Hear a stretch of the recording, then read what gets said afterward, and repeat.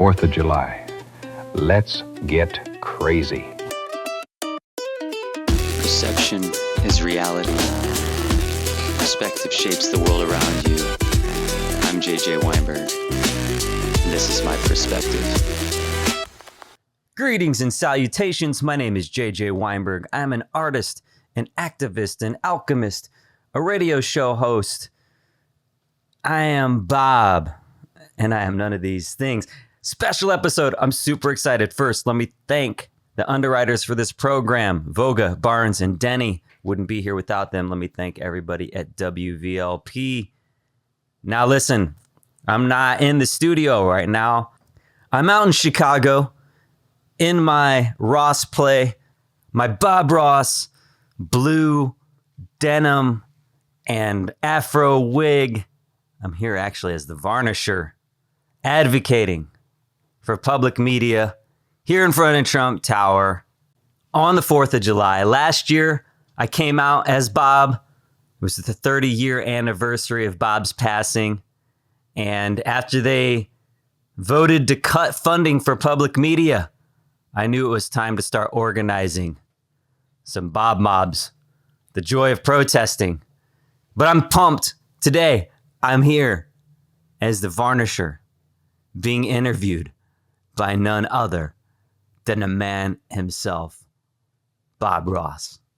Let's get to it. Okay, Bob, I know you're remote right now, so everybody's tuning in. I think everything should be clear. Go ahead and give me a mic check. Hi, JJ. This is a mic check. 1, 2, 1, 2. A little crimson hue, a little Prussian blue. I'm a poet, and don't you know it? You read me loud and clear? Yeah, everything's coming through on my end, Bob. Hello, my friend. I'm awful glad you made it today. Now, we're going to do something a little different. We're not just painting a mountain. We might have to move one. And I hear you're out in Chicago on the 4th of July, standing in front of what some folks might call Biff Tannen's pleasure paradise. I hear you're introducing people to the joy of protesting and talking all about Bob mobs. Rumor has it, last year you bobtized a statue like you were opening a portal in this strange little timeline fracture. And you're in your cosplay calling yourself the Varnisher? So JJ, tell me what in the Happy Little Hairdos is going on here? I love that. I love that you said Biff Tannen's Pleasure Paradise. I don't know if people know, but Back to the Future 2, Biff Tannen is modeled off of Donald Trump. So standing here in front of Trump Tower, and yes, bobtizing statues. Last year I bobtized this cup statue right here in front of Trump Tower, and I'm transforming it into Chicagoville 451, the Varnisher. There's so much to say. There's just so much fun but crazy stuff. Like you say all the time, Bob, let's get crazy. That's what I've been doing ever since they canceled PBS, trying to show up for, not in rage for a protest, but in imagination. The joy of protesting. It's a way that we can be creative and protest as really theater. The way I look at this, it's like performance art, and it's an imagination activation for just everyday people. They can come dressed up as Bob, dressed up in their blue denim and afro wigs, and show up to, rally for public media, for Mr. Rogers, all of these different things. And why I want people to join me for the second annual Million Bob March in DC on October 29th. I know that's your birthday, of course. And last year, again, we did Bob Mobs right here in Chicago. We had a Big Bird, Mr. Rogers with us, and we bobtized one of the lions in front of the Art Institute. If you see it, it's really one of the finest accomplishments in my career as an artist, to be able to make this massive afro and put it on top of the lion. One of my friends, Cody, who was there with me that day, dressed up as a Bob, he said, that the artist titled both of these lions. And I was like, oh no, I didn't realize that. And they both had a different name. And the one that I chose, I just knew I had to do the lion on the right for some reason. As you look at the Art Institute going in, that was the one I knew from the beginning. Something in my spirit told me I had to do that one. And he told me that lion is actually titled In an Attitude of Defiance. So how crazy is it that we put your fro on that lion? I think it's just amazing. Now, there are a lot of ways a person can protest. Some folks carry signs, some folks shout, some folks march, but you put on a blue button-up shirt, my famous Canadian tuxedo of denim, and a big wig of joy, a crown of curly Titan springs. But why me? Why not just show up as yourself? That's a good question. In one way, I am showing up as myself. I'm an artist, and we're talking about kind of an archetype, but the main thing is, who can argue with Bob Ross? Bob Ross vibes only. That's our mantra. So here we are. And Bob, you're like a moral technology for us. You know, you always told people and taught people that they're allowed to create. And in that creation, they can have happy accidents. Like everything doesn't have to be smooth and polished and right the first time. And I know you always would say that there's an artist at the bottom of every one of us. And that's something that I believe wholeheartedly. I've told people, you know, for the past 25 years, I've been saying, you're an artist. It doesn't matter if you don't paint or write music or write poetry or whatever. You're an artist because you're a creative living being. And your life is your canvas stretched across time.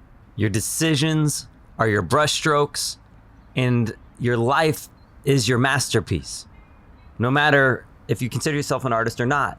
And that's what you represent to so many millions of people, the permission to just create, to have fun with it, to have fun with life itself. And you don't have to have, there's no like barrier to entry. And if there was one, you absolutely lowered it. And so the same with protest, the same with raising your voice and using your voice and your free speech. That's why for the Million Bob March, the idea is you can't argue with Bob. It's disarming. People automatically know who it is. They already know the gentle spirit. And you're a part of what made public media so successful and possible. You know, PBS gave America this moral imagination. Yourself, Mr. Rogers and the Land of Make-Believe, Sesame Street, Reading Rainbow, Schoolhouse Rocks. I mean, I wrote a bill to submit, again, that's what we're doing on October 29th, in honor of your birthday. Come and sign. You can go on happylittlehairdos.com right now. You can get a calendar invite sent to your phone so you remember. You got to be there at 4:51 p.m. It's a secret. It's a surprise. Bob, cover your ears. It's a surprise. We're going to be there, and you're going to sign Bob's birthday card. You're signing a digital card in the metaverse for the Million Bob March. And you're signing a petition right as we roll into the primaries, right as we're there in D.C. lobbying for public media, for imagination, reminding people how important their voice is by one little decision. And we're doing it on this platform, this social media landscape, this simulation that has sought to divide us in many ways. We're using it, we're embracing it, and we're going to bring a million Bobs into the Bobberverse. You mentioned my neighbor, Fred Rogers. Now, there was a man who knew how to sit down with a child and tell them they mattered. No fireworks, no big noise, just love. And I hear you're connecting this to public media, and even to that trip Fred made to Washington back in 1969. Tell the listeners, JJ, why does that matter now? Oh, it matters because it's inspired me. He inspired me, you inspired me, like one person's voice. It matters because one person's voice changed everything. If it weren't for Mr. Rogers in 1969, if the listeners haven't seen it, go on YouTube and search Mr. Rogers Senate hearing. It's absolutely moving. But it was one voice. And without Mr. Rogers, they were trying to cancel funding. They were trying to cut it in half. But he was saying without the proper funding, we're not going to be able to create this content. And he was pleading to them for the children, for the future, for imagination. There would be no Bob Ross without Mr. Rogers. That's why it's important. There would be no Sesame Street, no Schoolhouse Rocks, no Reading Rainbow, none of it. No Mark Kistler, and then there would be no me. So for me, it's existential. This timeline that is created for me as an artist, Mark Kistler showing me how to draw, you reminding us always that there's permission to paint, Mr. Rogers talking to us about the land of make-believe, and that our feelings are mentionable and anything that's mentionable is manageable. It's the antithesis of what we see in fight or flight constantly in our politics. It's why I did the original Make America Paint Again hat, because it was such a contrast of this battle. Bob wouldn't do red versus blue. Bob had a palette of colors to choose from. So it's not left or right. It's the tone, choosing between the tone of Donald Trump and the tone of Bob Ross, right? It's about choosing an example of character for your kids, between Donald Trump and Mr. Rogers. That part is easy. That should be easy for anyone to answer. And what Mr. Rogers was saying was like, we need a space that isn't controlled by capitalist interest. We need to be able to have this funding so we can create material that isn't triggering children into fight or flight all the way back into their childhood. It's like we got enough of it now. And we see it at scale, of course, in the news cycle and definitely on social media. And what he was saying is we need an incubation chamber to be able to create things like the joy of painting that aren't beholden to shareholders and capital interests like regular television and regular programming is. And we needed that space. And that's what Fred Rogers helped create. He created a timeline that Biff didn't get the sports almanac. And if they would have cut that timeline and created that dystopian version, the world would be a different place, and it would be a darker place for it. You're right. Sometimes people frame gentleness as weakness. But it takes a pretty strong heart to protect the imagination of children.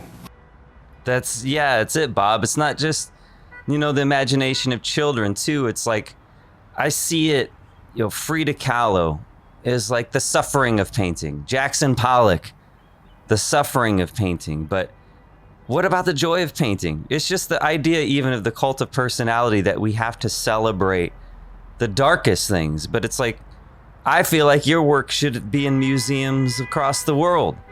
But people don't take you seriously because it's the joy of painting? I don't know. That just bothers me. And I think public media, PBS, Fred Rogers gave audience to this side and gave validation to that side of things. Now I have to ask you something important. That long hair, JJ, you looking an awful lot like Jesus these days. How long have you been growing it out and why? Man, that's pretty funny, Bob. Actually, I originally started growing it out because I wanted to save a couple of bucks on a haircut. I'm living the cliche starving artist thing, and I'm like, I don't really have it right now. I literally could save a couple of bucks here, and sometimes, you pinch pennies. I know you know that, and in fact, I know you know so much because originally, that's why you stopped cutting your hair, so you could save money on haircuts. And then your fro is basically a happy accident, not something that you chose for the rest of your life when you made that decision, but it was just helping you save some money. And for me, it's like I first started just, letting my hair grow out again to save some money.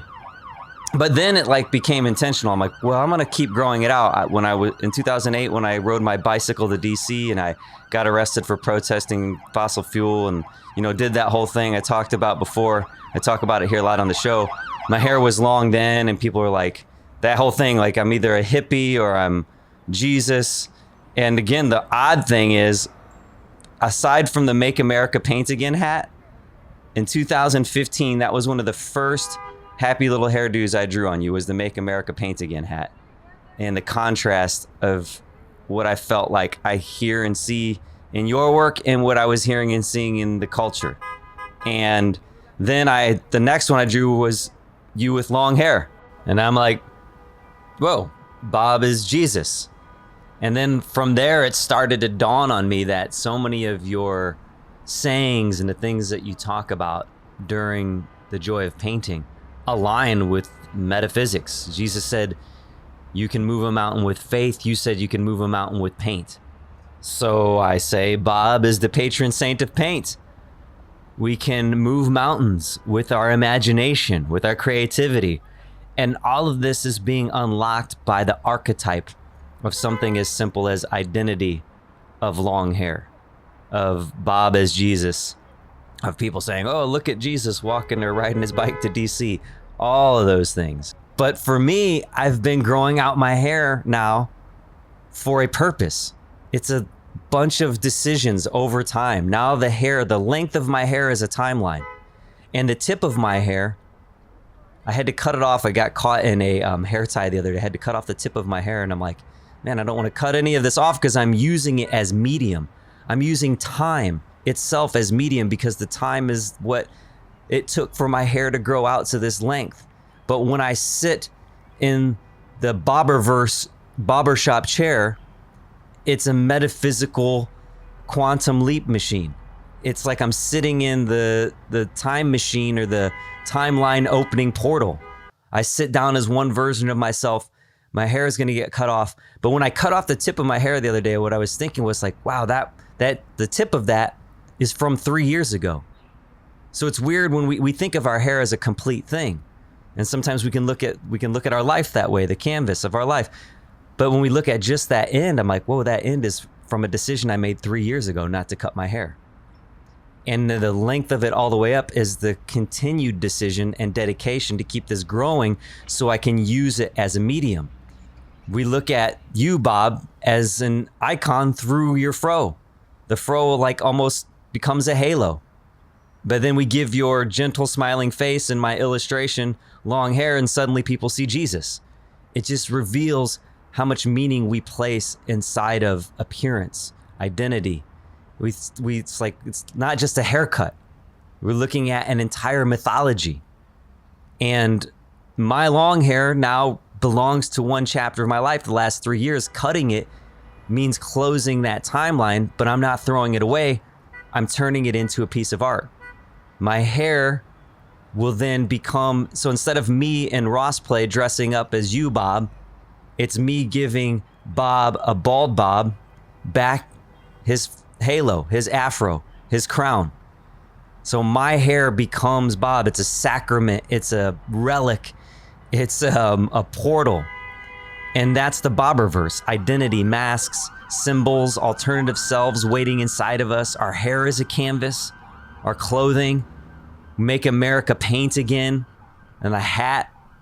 It's like it opens radically different timelines. And the fro can carry the history of the civil rights movement. And the long hair can evoke Jesus and rebellion and freedom, or the artist. Like if you look at an artist with blue denim, you don't even look at artists, a person with a fro and blue denim, and you think Bob Ross. So the point isn't simply that I'm going to cut my hair, it's that I'm going to transform one version of myself into the material of another. I leave one timeline and I preserve it to make a work of art.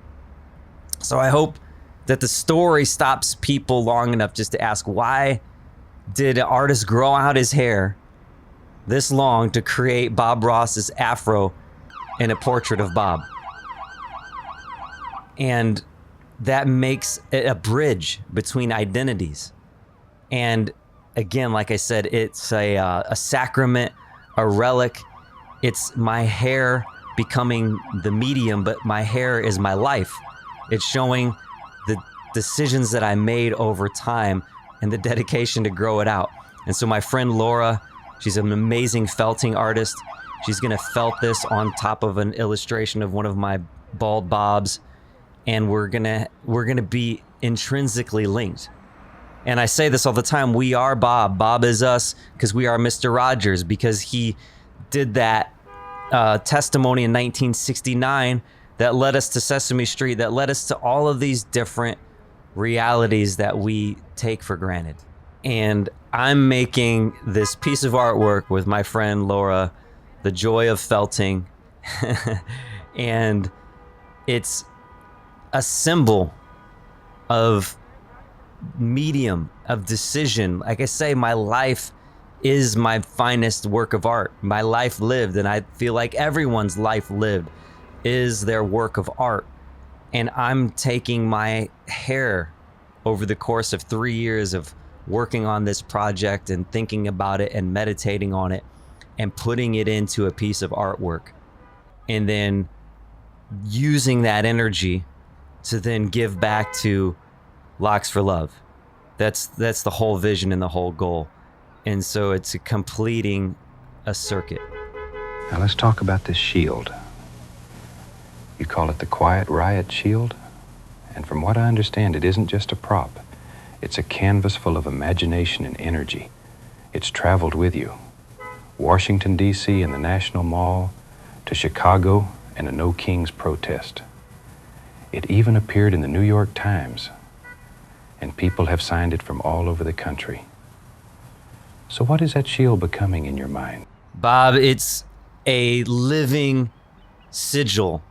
It's a portal. Again, it's the protection for imagination.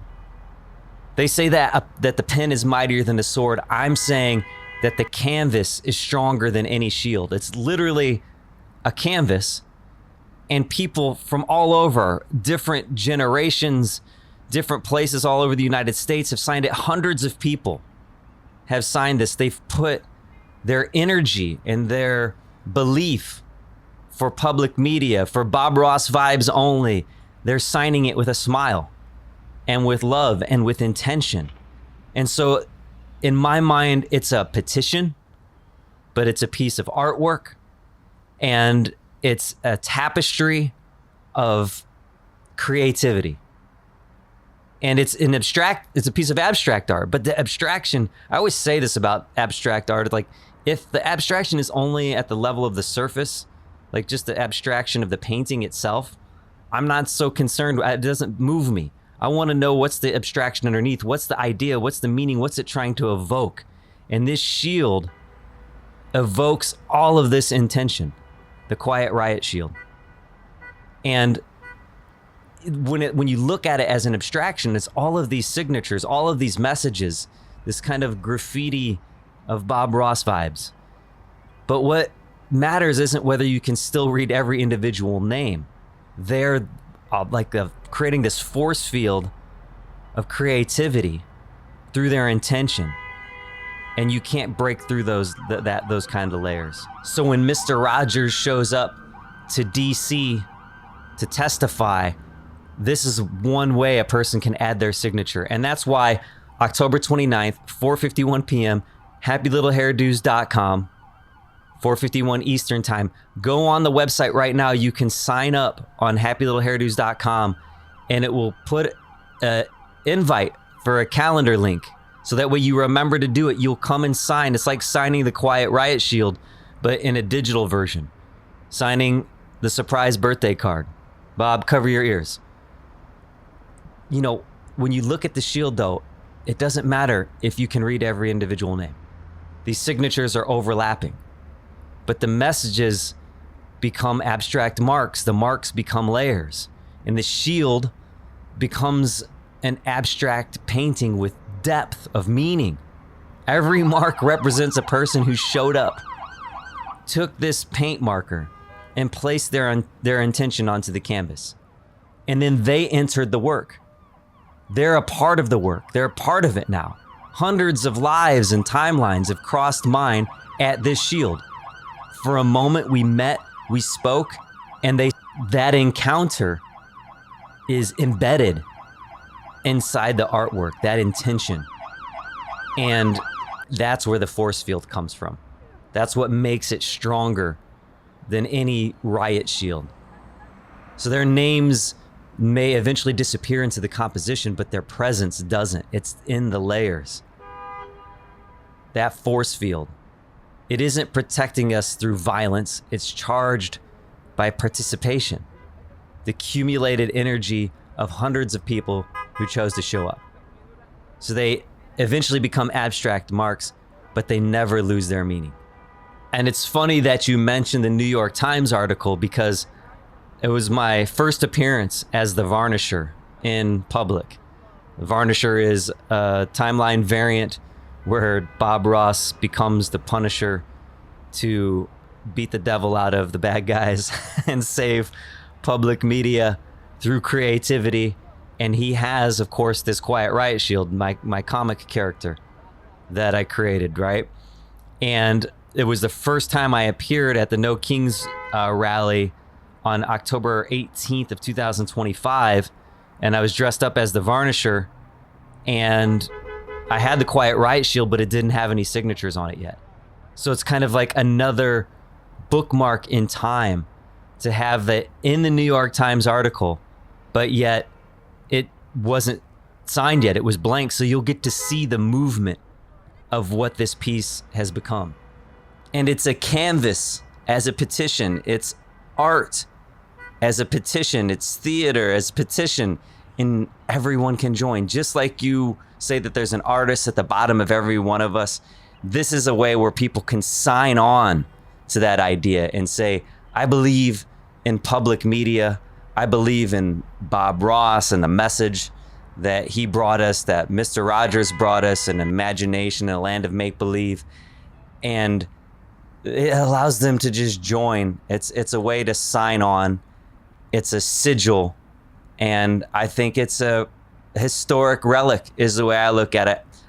One day, the view of it is it's in the Smithsonian, right there in Washington, D.C. That's the way I think about it. A shield usually says, don't come any closer. But yours seems to say, come sign this. Come be part of it. That's a different kind of protection. Now, I've heard you talking about Earth 451. That number keeps showing up. 451. Imagination under attack. And you talk about Donald Trump like Biff Tannen with a gray sports almanac. Like we're living in a bad timeline somebody cheated into existence. So what is Earth 451? Wow, yeah. So 451 is a number that found me 25 years ago, and it has a bunch of meaning. Again, there's connections to Fahrenheit 451, the Council of Chalcedon 451, my dog Francis's last sunset at 4:51 p.m. There's so much to say, but in the multiverse, if you look at, you'll be able to be familiar with this in something like Loki or the Spider-Verse in the Marvel universe. Basically, there's the idea of these timelines and separate timelines. It's imagination. It's creativity. And Earth 451, Chicagoville on Earth 451 is a timeline where imagination is under attack, and the Varnisher shows up to defeat the evil King Pig. The King Pig has obvious allegories towards George Orwell's Animal Farm, among other symbologies for pigs, of course. And the orange thread that is Biff Tannen, who shows up as the Killer Kowalski in the Afronaut Alliance. He shows up as the King Pig on Earth 451. And in our reality, he shows up as Donald Trump. And so the Biff Tannen's Pleasure Paradise idea is really just piggybacking, if you will, with the pig analogy there again, off of Back to the Future 2. That's the model. They used Donald Trump as the model for Biff Tannen when they were creating that dystopian timeline. And, there's just this idea that Philip K. Dick would write about in his work, that we were in this black iron prison. We're trapped in a reality built by empire and fear and screens and propaganda, and basically people hijacking our perception. And the Gray Sports Almanac, as it exists in the Back to the Future timeline, is a symbol of rigged reality, you know, having power and cheating time and all of that. And the Varnisher just appears as, you know, the reason and the need to fight that. The King Pig says that creativity is cancer, and he tries to make Fromoville blank again with his gesso topo. And they're going with gesso, and anytime they see creativity, graffiti, color, color is confusion. He says we need to make everything blank again, which of course is making everything white again. But needless to say, they're trying to cut out creativity, and it's an allegory for what they're doing with canceling funding for PBS. Their imagination needs repair. The Varnisher finishes what he starts. He's coming to beat the devil out of it. And then these bobtizing of statues that I do in Chicago with the Bob Mobs and everywhere else that we might find places we can bobtize statues are like opening a portal where we then say, okay, this is where our Earth finds a portal opening to Earth 451, and where the Bob Mobs of these two timelines interact. So I've got a whole comic that I'm working on, a whole universe. I've built this compendium, the Varnisher compendium, that talks about all the characters and all the things in it.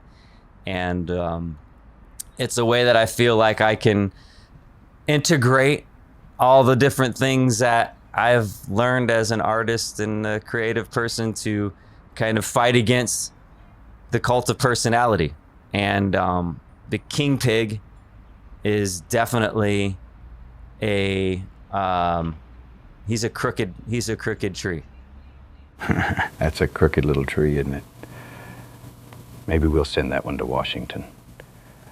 But even a crooked tree tells you something about the ground it grew from. Yeah, that's true. The culture, you know, the crooked tree comes from kind of crooked times, I guess you could say. Viktor Frankl says that an abnormal reaction to an abnormal situation can be considered normal behavior. And so we have to kind of take ownership, I think, is kind of what you're saying there. Like, that's pretty profound. I never thought about that. It's not just, we can't just point the finger all the time.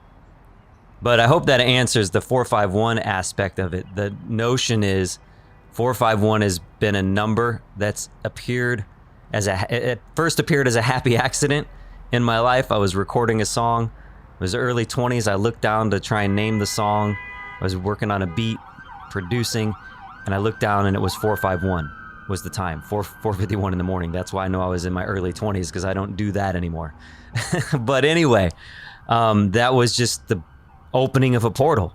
And now at 4:51 p.m. on October 29th, Bob, your birthday, the Million Bob March, there'll be people with me in DC, but I want everyone there in spirit to sign the Quiet Riot Shield, to sign the digital birthday card for Bob Ross. You have to be there at 4:51 p.m.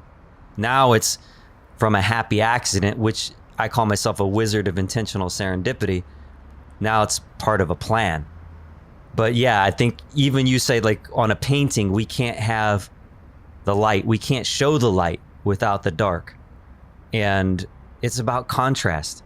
So it's not about making this person a demon, even though they're canceling public media, even though they canceled the funding for this kind of creativity and this kind of imagination. It's now about the contrast. So how do we show up? This is the opportunity for us to show up. You can show up to a Bob Mob.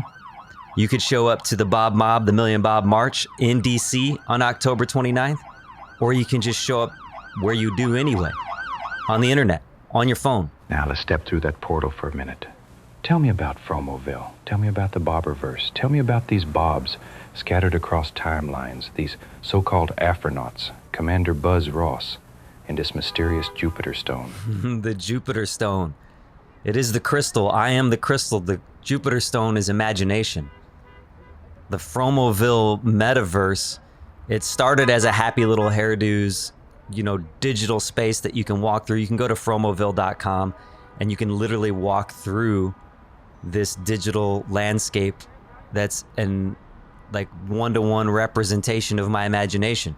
It's a way to put you into my imagination where you can walk through it. You have to have a strong enough computer to do it, but it's besides the point. It's about creating a universe, a space where creativity thrives.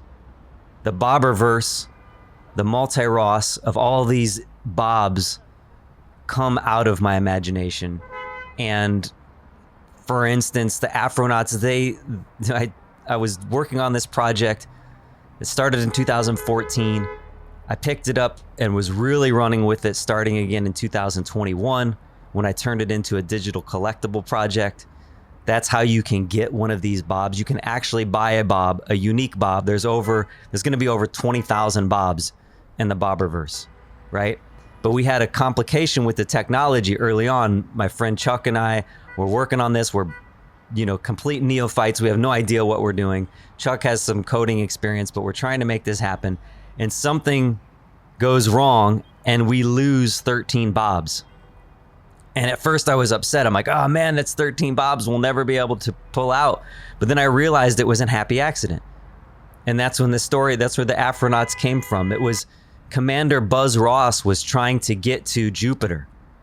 People talk about mooning. We got a moon. We're going to moon. We're going to go to the moon. No. Buzz had his sights set on Jupiter, far out. And Jupiter has a bunch of meaning for me in my life and creativity and all of this. But he had his sights set on Jupiter. And so as he was going, he got caught in a wormhole. He fell into this black hole and went into a different timeline. And then he appeared in a completely different space. But so the Jupiter stone exists inside of Fromoville.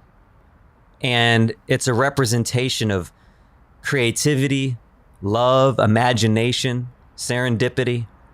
And the Jupiter priests inside of Fromoville, they can go and carve shards away from the Jupiter stone. There's actually physical artifacts that exist here on Earth 1 that are shards of the Jupiter stone from my imagination, from Fromoville. It's crazy. You can actually buy them. And anytime anybody buys anything, it obviously helps me continue to build the Bobberverse and the Million Bob March. So if you're interested in those kinds of collectibles, you got to reach out to me. But anyway, these shards, they're crystals. They're these artifacts.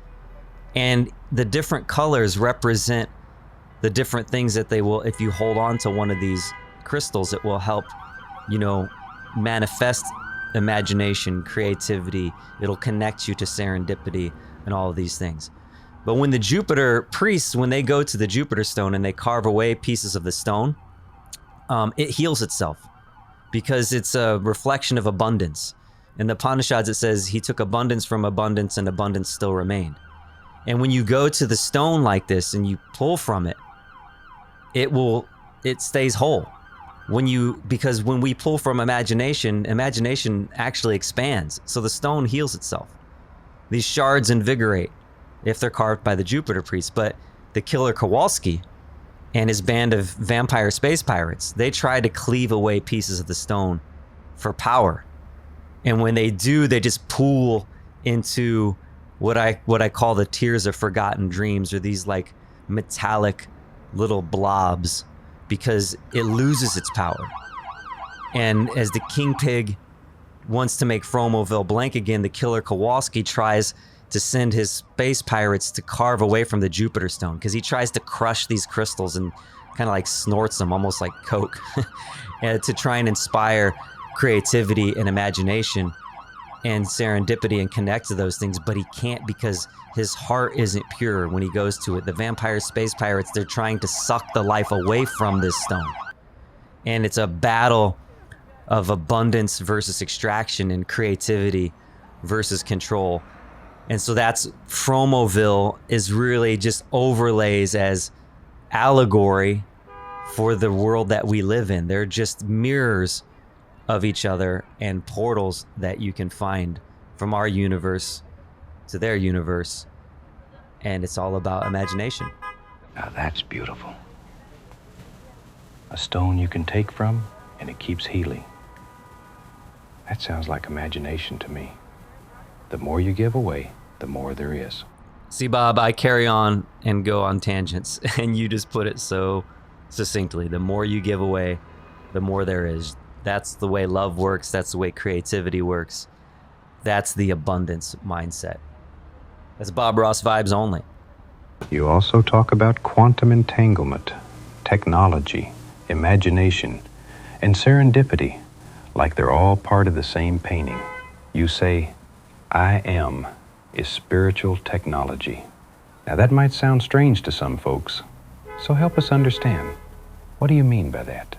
It just goes back to choosing, to choice.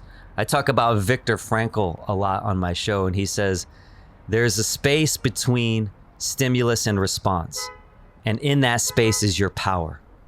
The one thing that no one can take away from you. They can strip you of all of your humanity, your clothes even, all the way to your nakedness, make you shave all of your hair. I was listening to Man's Search for Meaning again yesterday, and he was talking about they were just stripped down to their most bare nakedness, but the one thing they couldn't take away was his decision.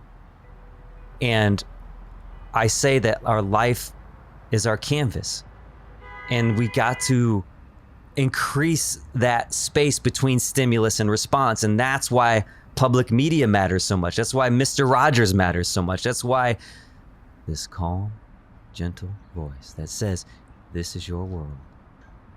Anything you imagine, you can do if you believe strong enough. That's how you talk. That's how people get in touch with opening that space. And in that space is the technology of choice. That's why I am in the Bible. And I'm not trying to be religious or in any matter. It's like the idea is I am that I am.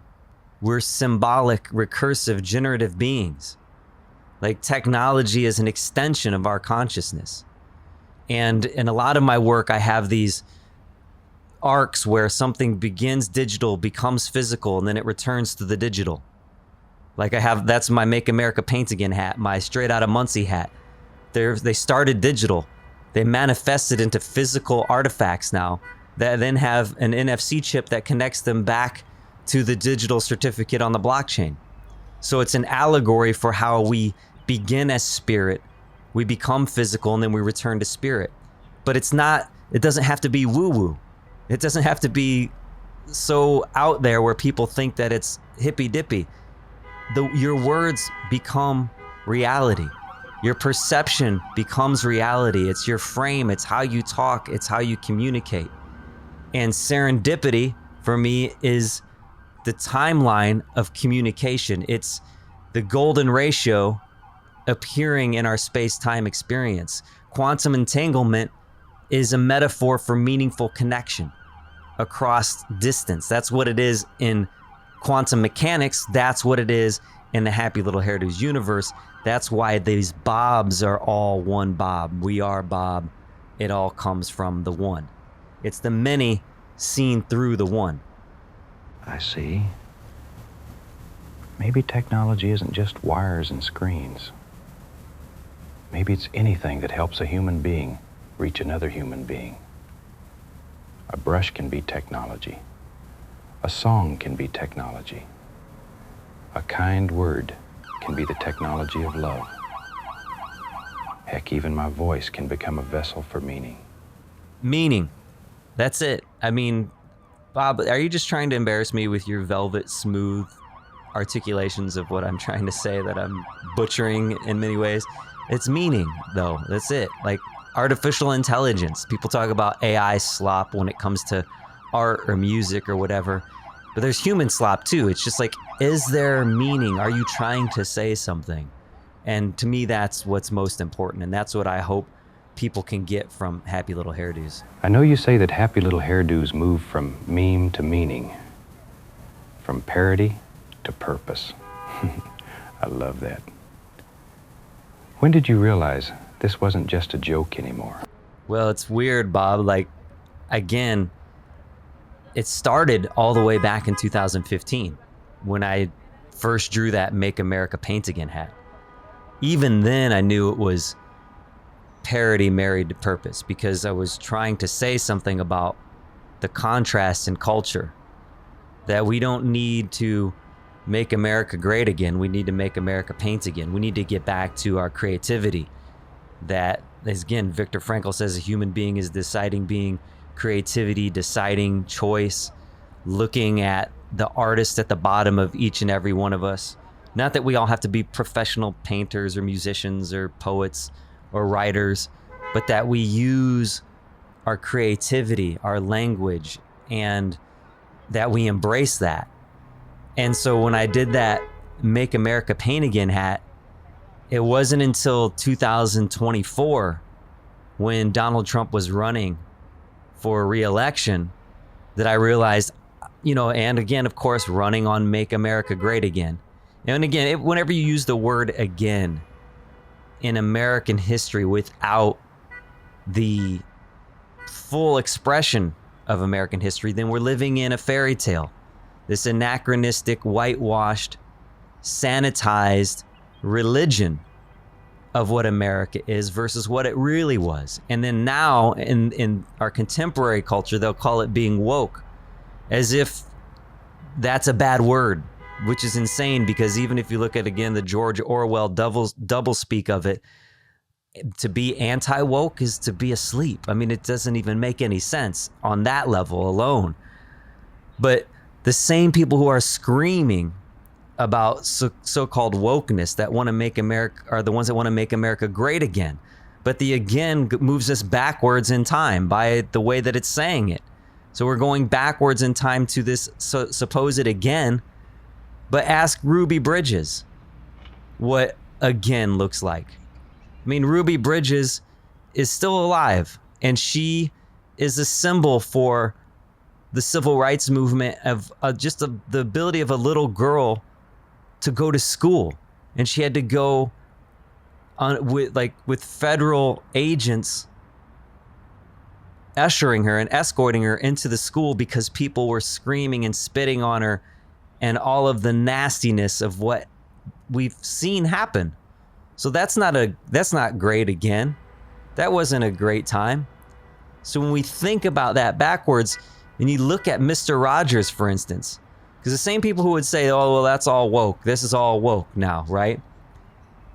Make America Paint Again is what I'm trying to get to. They say it's woke. When I say, well, you're saying that about me now, but you were the same people who would be saying that about Mr. Rogers. And even with PBS, they'll say, no, we got to make it great again like it was back when. Back when? I know you won't disparage Mr. Rogers. You won't do it but you're not paying attention. Because in May of 1969, Fred Rogers and African-American actor Francois Clemens, he played Officer Clemens on the show, they shared a moment. They're soaking their feet together in a kiddie pool in Mr. Rogers' backyard. A landmark moment. Powerful. It was happening on TV. It sounds so inconsequential now. What the hell? What do you mean? What's the big deal? Two guys soaking their feet in a kiddie pool? You couldn't even go to the same restroom, drink out of the same water fountain at the time Mr. Rogers was doing this. That's what you call woke now. These are the things you don't want to talk about. But he was in this scene challenging, quietly but boldly, racial segregation in America. Public pools were hostile and segregated, sometimes drained to prevent black and white people from swimming together. So here they are, sharing this pool, soaking their feet, takes his own towel and dried Officer Clemens' feet for him. And you don't see, like, he's have Bob as Jesus. We could definitely put Mr. Rogers as Jesus because that's what Jesus did. He didn't want to be worshipped. This is where all of this metaphysical allegory, where I say parody moves to purpose. The meme has meaning. There's so much depth and richness to it. The comedy and the humor is the accessibility part. Come on in, join us in this pool.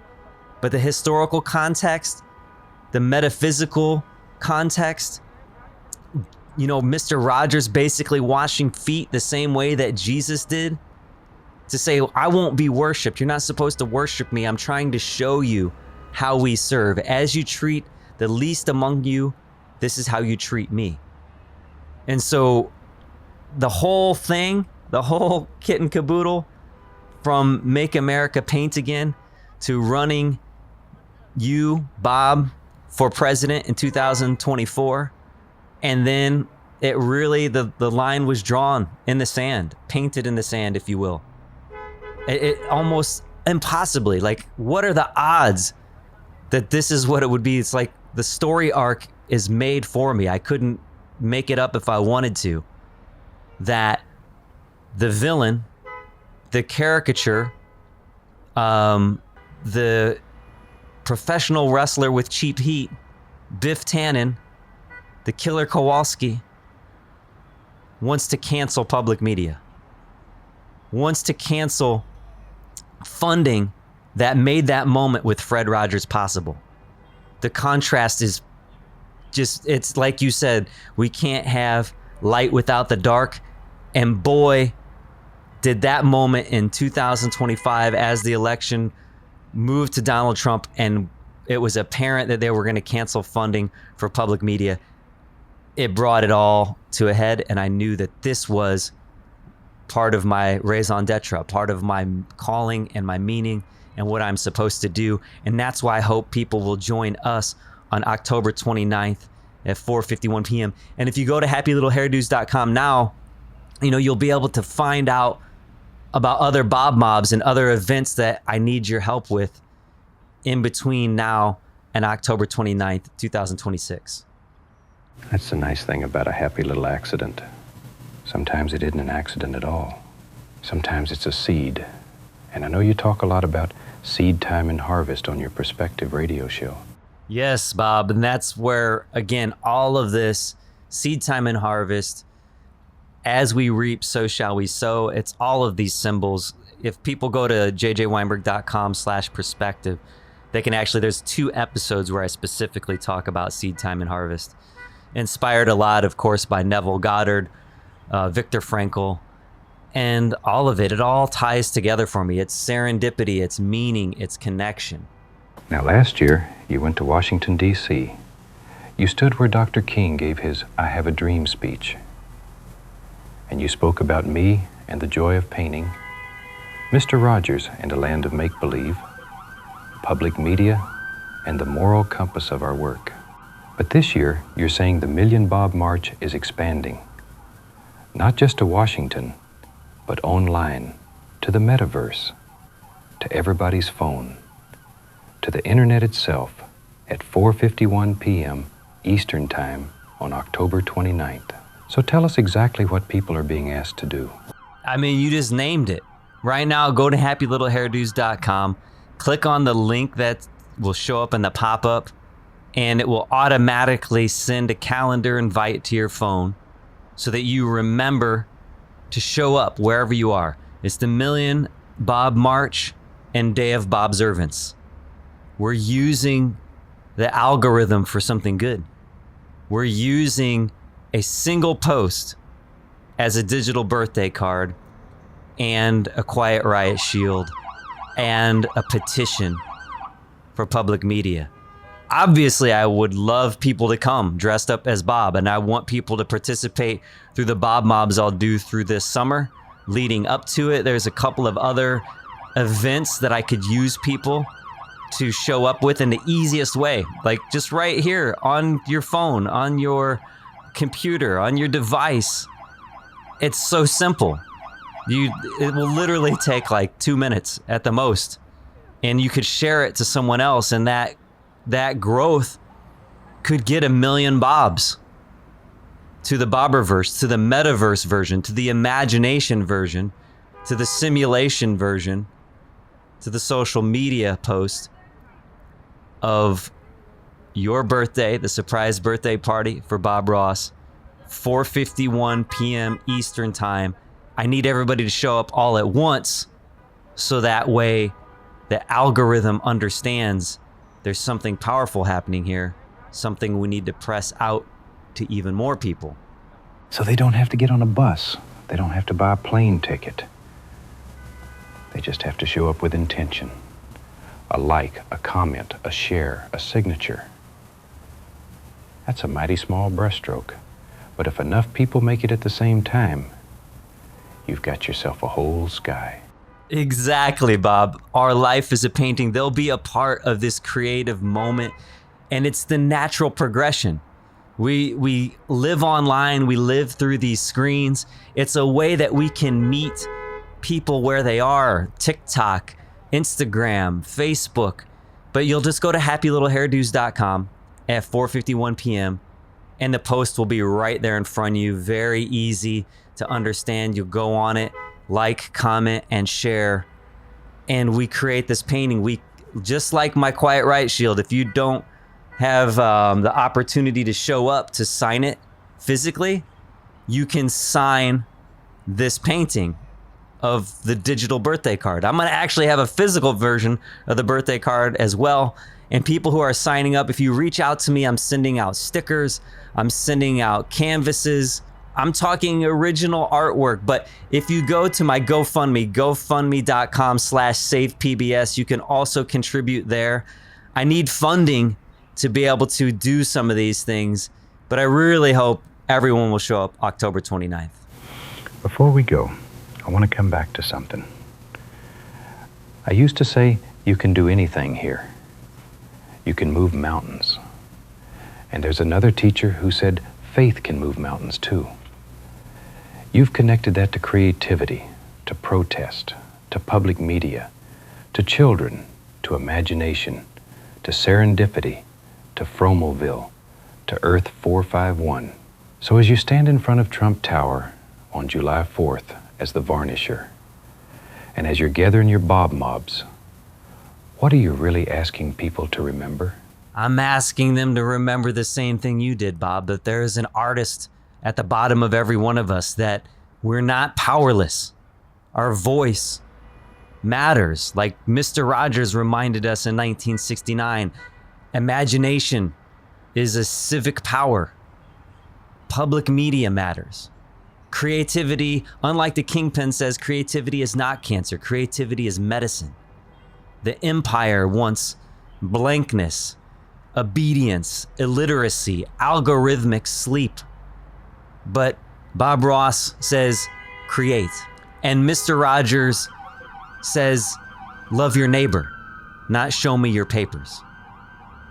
I want to remind people that a paintbrush creates reality, and that the shield that carries signatures can be our force field. That October 29th, a portal is opening to love, to creativity, to imagination. July 4th here in front of Trump Tower is the spark for the second annual Million Bob March. October 29th is the surprise birthday party for Bob. Be there at 4:51 p.m. Eastern Time. Go to happylittlehairdos.com right now. It will send you the invite link, and then you'll come back on October 29th at 4:51 p.m. That's what I want. Well, my friend, I think that's a beautiful thing. A protest can be angry, but it can also be loving. Using your voice for the joy of protesting in the metaphysical, digital world of social media seems like pure genius to me. Everybody can participate. A protest can come in the form of a painting, and I'm honored you thought to make it a birthday card for me. It can be a shield covered in names. It can be a crowd of happy little bobs reminding the world that imagination still belongs to everybody. So on October 29th at 4:51 p.m. Eastern, maybe we'll all meet inside that painting of your vision. Until then, keep your brushes clean, keep your heart open, and don't let anybody make your world blank again. Let's get crazy, and let's beat the devil out of it. 4th of July, let's get crazy. Perception is reality. Perspective shapes the world around you. I'm JJ Weinberg. And this is my perspective.